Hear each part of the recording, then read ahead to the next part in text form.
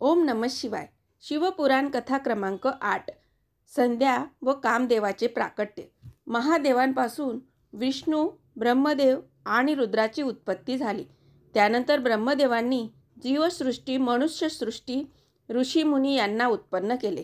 ब्रह्मदेवांच्या मनापासून एक अत्यंत मनोहर रूप असलेली कन्या उत्पन्न झाली. तिचे नाव संध्या. ती दिवसा क्षीण वाटायची, पण सायंकाळी तिचे रूप आणि सौंदर्य विशेष खुलून जायचे. ती मूर्तिमंत साय संध्या होती. ती निरंतर मंत्र जाप करायची. तिच्या सौंदर्याने मुनिजनांची मनेही मोहित होऊन जायची. अशाच तऱ्हेने ब्रह्मदेवापासून एक मनोहर पुरुषही प्रकट झाला. तो अतिशय अद्भुत होता. त्याची अंगकांती सुवर्ण समान होती. विशाल वक्षस्थळ, सुंदर मुख, शुभ्र दंतपंक्ती, उत्तम नासिका, भ्रमरासमान काळे केस, रेखीव बांधा आणि कृश कटिभाग यामुळे तो फारच आकर्षक दिसत होता. त्याचे डोळे कमळासारखे होते. चाल मदमस्त हत्तीसारखी होती. त्याच्या श्वासोश्वासातून सुगंधाची उधळण होत होती. त्याच्या अंगावरील केशराच्या उटीचा सुवास सर्वांना प्रसन्न करत होता. तो आपल्या नेत्र कटाक्षाने जगाचे अवलोकन करू लागला. त्याला पाहून ब्रह्मदेवाचे सर्व मानसपुत्र आश्चर्यमुग्ध झाले. त्याने ब्रह्मदेवांना पाहून नमस्कार केला आणि म्हणाला, ब्रह्मण, तुम्ही मला उत्पन्न केलेत, म्हणून तुम्ही खरोखर शक्तिशाली आहात. आता कृपा करून माझ्या योग्यतेचे कार्य सांगा. मला अभिमान वाटेल असे स्थान व अनुरूप पत्नी द्या. त्याचे बोलणे ऐकून ब्रह्मदेव चकित झाले व म्हणाले, हे भद्र पुरुषा, तू आपल्या रूपाने आणि 5 पुष्प बाणांनी स्त्री पुरुषांना मोहित करून सृष्टीचे सनातन कार्य चालव. तुझ्यासमोर त्रैलोक्यातील कोणीही उभा राहू शकणार नाही. मी विष्णू आणि शंकर असे सर्व तुला वश होऊ. मग इतरांची काय कथा? तू गुप्त रूपाने प्राण्यांच्या शरीरात प्रवेश करून त्यांच्यासाठी सुखाचा उद्देश हो. तुझ्या पुष्प बाणांनी सर्वांची मने वेधली जातील. त्यांना निरंतर मदमस्त करत राहशील. हे तुझे कार्य सृष्टी प्रवर्तक असेल. आता माझे पुत्रच तुला नाव देतील. असे म्हणून ब्रह्मदेवांनी हेतू पुरस्कर पुत्राकडे दृष्टिक्षेप टाकला आणि स्वस्थपणे कमलासनावर बसले.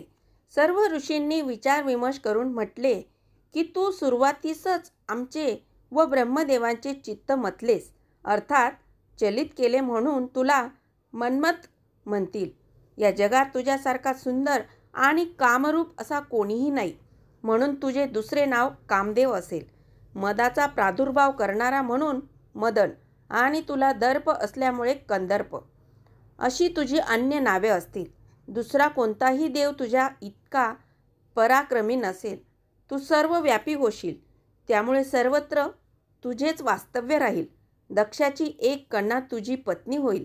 कामदेवांनी आपल्या पुष्परूपी 5 बाणांना रोचन, हर्षण, मोहन, शोषण आणि मारण अशी नावे ठेवली. हे बाण महातपस्वी ऋषीमुनींनाही मोहित करू शकतील असे होते. ते हाती घेऊन तो विचार करू लागला, येथे अनेक ऋषी आहेत. मला सृष्टीचे कार्य करावयास सांगणारे पितामह ब्रह्मदेवही आहेत, म्हणून त्यांच्या समक्ष त्या बाणांची परीक्षा घेण्यास काय हरकत आहे. मग तो धनुष्य घेऊन योग्य जागी गेला. ते सज्ज करून त्यास बाण लावला. त्यांची प्रत्यूंचा खेचताच सुगंधित वारा वाहू लागला.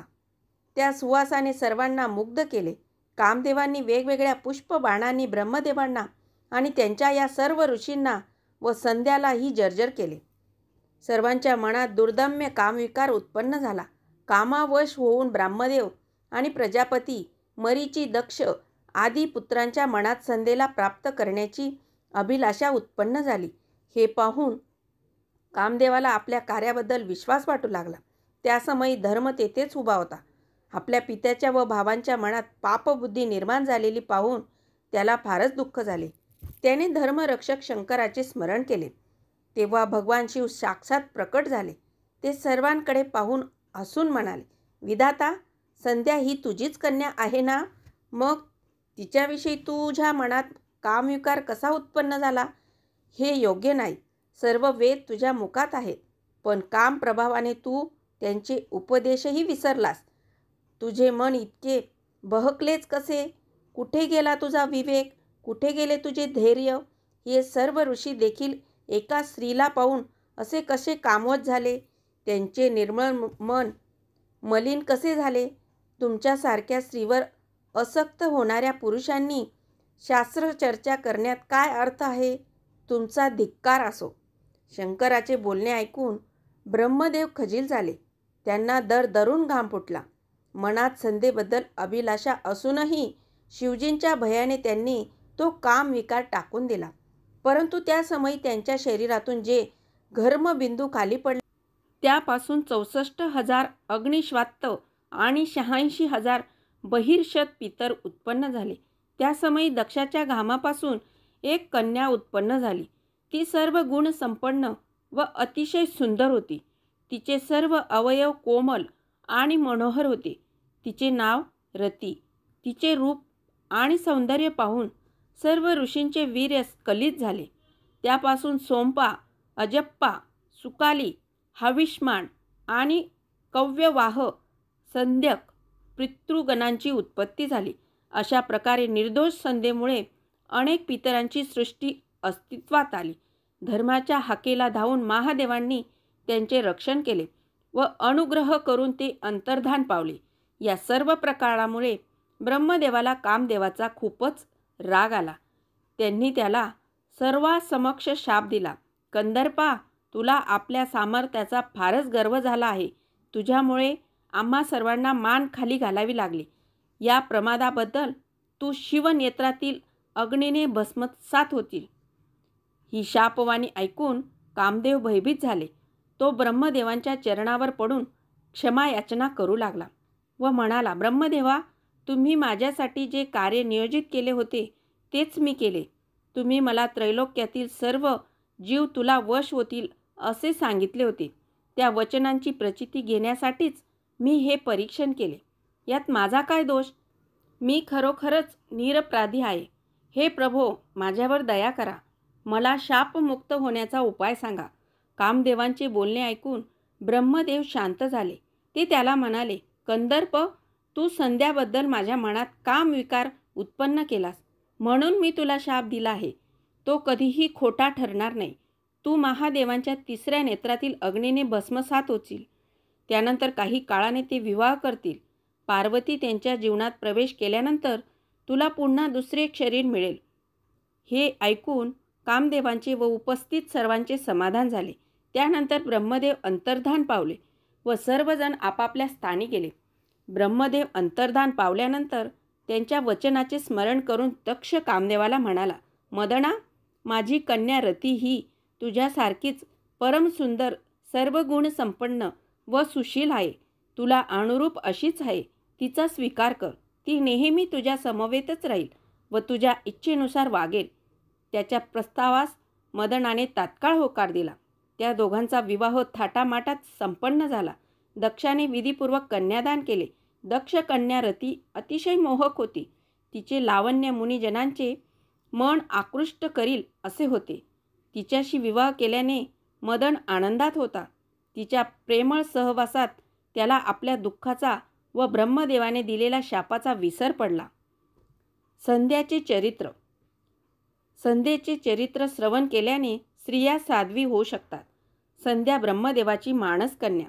मदनाच्या विवाहानंतर सर्व मंडळी निघून गेली. एकटी संध्या तेथे राहिली. कामाने प्रेरित झाल्यामुळे ब्रह्मदेवाच्या मनात तिच्याविषयी कामविकार उत्पन्न झाला होता. त्याचे मानसपुत्र ही मदयुक्त झाले होते. त्या समयी कामदेवाने तिचेही मन विचलित केले. या सर्व प्रकाराबद्दल ती स्वतःला दोष देत होती. ती विचार करू लागली, ज्या शरीराबद्दल माझ्या पित्याच्या व भावांच्या मनात कामोद्भव उत्पन्न झाला त्या शरीराचा काय उपयोग? मी स्वतः किती पापिनी आहे. मला या पापाचे प्रायचित्त घेतले पाहिजे. मी युवा अवस्थेत जन्मले आणि कामप्रेरित झाले. हे चुकीचे आहे.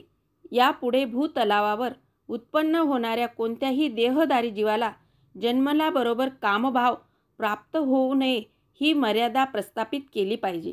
नाही तर अनर्थ होईल. मी कठोर तपश्चर्या करून ही मर्यादा घालून देईल आणि मगच प्रायचित्त म्हणून वेदमार्गाला अनुसरून माझे शरीर अग्नीला अर्पण करेन, अशी संध्येने प्रतिज्ञा केली. त्यानंतर संध्या चंद्रभाग नामक श्रेष्ठ पर्वतावर गेली. येथूनच चंद्रभागा नदी उगम पावते. संध्याचे मनोगत जाणून ब्रह्मदेव वसिष्ठांना म्हणाले, पुत्र संध्या तपश्चर्येसाठी चंद्रभाग पर्वतावर गेली आहे, पण तप कसे करता हे तिला माहीत नाही. म्हणून तुम्ही स्वतः दुसरे रूप घेऊन तिच्यापाशी जा. तिला विधीपूर्वक दीक्षा द्या आणि ज्या योगे तिला तिचे धैर्य साध्य होईल असे उपदेशपर मार्गदर्शन करा. ब्रह्मदेवांच्या आज्ञेवरून वसिष्ठ तेजस्वी ब्रह्मचर्याचे रूप घेऊन चंद्रभाग पर्वतावर गेले. तेथे बृहल्लोहित नामक तलावाकाठी त्यांना संध्या दिसली. त्यांनी तिच्याकडे चौकशी करून तिला तपश्चर्येचा विधी सांगितला.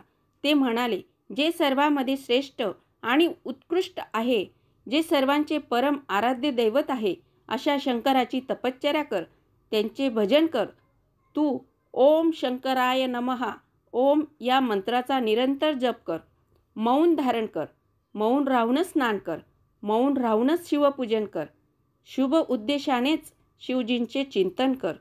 ते तुझी मनोकामना अवश्य पूर्ण करतील. अशा प्रकारे वसिष्ठांनी संध्येला तपश्चर्येचा सर्व विधी व्यवस्थित समजावून सांगितला व ते अंतर्धान पावले. त्यानंतर संध्याने तपस्वीला अनुरूप वेश धारण केला आणि चंद्रभाग पर्वतावरील त्या सुरम्य सरोवराकाठी वास्तव्य करून कठोर तपश्चर्या आरंभिली. वसिष्ठांनी दिलेल्या शिवमंत्राचा जप करत शिव आराधनेत निमग्न झाली. अशी 4 युगे लोटली. तिचे तप पाहून भगवान शिव प्रसन्न झाले. त्यांच्या त्या स्वरूपाचे संध्या चिंतन करत असे त्या स्वरूपात त्यांनी दर्शन दिले. शांत प्रसन्न मुख शंकरांना पाहून तिला धन्य धन्य वाटले. ती मनोमन विचार करू लागली, या प्रभूंची मी कसा संवाद साधू, यांची कशी स्तुती करू. चिंतामग्न होऊन तिचे डोळे मिटले. तिची मनोअवस्था जाणून भगवान शिवजींनी तिच्या हृदयात प्रवेश केला. तिला दिव्य ज्ञान, दिव्य वाणी व दिव्य दृष्टी दिली. त्यामुळे जाणण्यासही कठीण अशा जगदीश्वर शिवजींची स्तुती करणे तिला शक्य झाले. तिने बराच काळ शिवजींची स्तुती केली. म्हणाली, मी मूढ आणि अज्ञानी आहे. मला जमली तशी सेवा आराधना मी केली. ती सर्व तुम्हालाच अर्पण करून वारंवार नमस्कार करते. तुम्ही माझ्यावर प्रसन्न व्हा, कृपा करते. संध्येचे स्तुतीपूर्ण वचने व तिने केलेल्या प्रशंसेने भक्तवत्सल महादेव अतिशय प्रसन्न झाले. त्यांचे अंतःकरण द्रवले. ते म्हणाले, हे भद्रे, तुझ्या तपश्चर्येने मी फारच प्रसन्न झालो आहे. तुझ्या स्तवनानेही मी संतुष्ट झालो आहे. तू धन्य आहेस. तुझे कल्याण असो. या समयी तुझ्या मनात जी इच्छा असेल तो वर माग, मी तो अवश्य पूर्ण करेन. महेश्वरांचे बोलणे ऐकून संध्याला अत्यंत आनंद झाला. ती नमस्कार करून म्हणाली, हे महाप्रभू, मी पूर्व पापांपासून शुद्ध झाले आहे. पण माझे एवढेच मागणे आहे की ब्रह्मांडात कोणत्याही स्थानी जी प्राणीसृष्टी आहे तीत उत्पन्न झालेल्या कोणताही प्राणी जन्मल्याबरोबर कामभावने युक्त होऊ नये. माझे पती सहृदय व मित्राप्रमाणे वागणारे असावेत. ते अधिक कामसक्त नसावे. माझी सकाम दृष्टी पती व्यतिरिक्त अन्यत्र कोठेही न पडो. पतीशिवाय जो पुरुष मला कामभावनेने पाहिल तो नपुसक होवो. महान तपस्वी आणि परम पतिव्रता अशी माझी त्रैलोक्यात ख्याती होवो. संध्येचे मागणे ऐकून भगवान शंकर खूपच प्रसन्न झाले. ते म्हणाले, हे शुभप्रज्ञे, तू अगदी निष्पाप आहेस, शुद्ध आहेस. मी तुला तुझ्या इच्छेनुसार वर देत आहे. यापुढे प्राण्यांच्या जीवनात शैशव, कौमार्य, यौवन आणि वार्धक्य या 4 अवस्था येतील. तिसरी अवस्था प्राप्त झाल्यावरच देहधारी जीव कामभावनेने युक्त होतील. काही जीव दुसऱ्या अवस्थेच्या अंतिम चरणात सकाम होतील. तुझ्या तपश्चर्येच्या प्रभावानेच मी ही मर्यादा निर्धारित केली आहे. तू परम सती होशील. त्रैलोक्यात तुझ्यासारखे अन्य कोणतीही स्त्री नसेल. तुझ्या पतीविषयी अन्य कोणत्याही पुरुषाने तुझ्याकडे कामदृष्टीने पाहिले तर तो तत्काळ नपुसक आणि दुर्बल होईल. तुला तुझ्या अपेक्षा अनुरूप पती मिळेल. तो महान तपस्वी असेल व तुझ्या समवेत 7 कल्प्याप्रमाणे पर्यंत जिवंत राहील. अशा प्रकारे तुझ्याकडून मागण्यात आलेले सर्व वर मी तुला प्रदान केले आहे. आता येथे येण्यापूर्वी तू जी प्रतिज्ञा केली होती ती पूर्ण करण्याची वेळ आली आहे. तू या शरीराचा त्याग करण्याचा निश्चय केलेला आहेस, म्हणून मी सांगतो तसे कर. चंद्रभागा नदीच्या तीरावरील तपोभूमीत मेधातिथी ऋषींचा आश्रम आहे. ते महायज्ञाचे अनुष्ठान करत आहे. तो यज्ञ 12 वर्ष चालू राहणार आहे. पूर्णतः प्रज्वलित आहे. तू सहजतेने तेथे जा. कोणीही ऋषी तुला पाहू शकणार नाही. तुला ज्याच्याशी विवाह करायची इच्छा आहे त्यांचे हृदयात चिंतन करून तू आपले शरीर त्या यज्ञात अर्पण कर. या पर्वतावर तू 4 युगे तपश्चर्या केली आहेस. या कालावधीत त्रेतायुगाच्या प्रथम चरणात प्रजापती दक्षाला अनेक कन्या झाल्या. त्यांचे यथायोग्य वरांशी त्यांचे विवाह केले.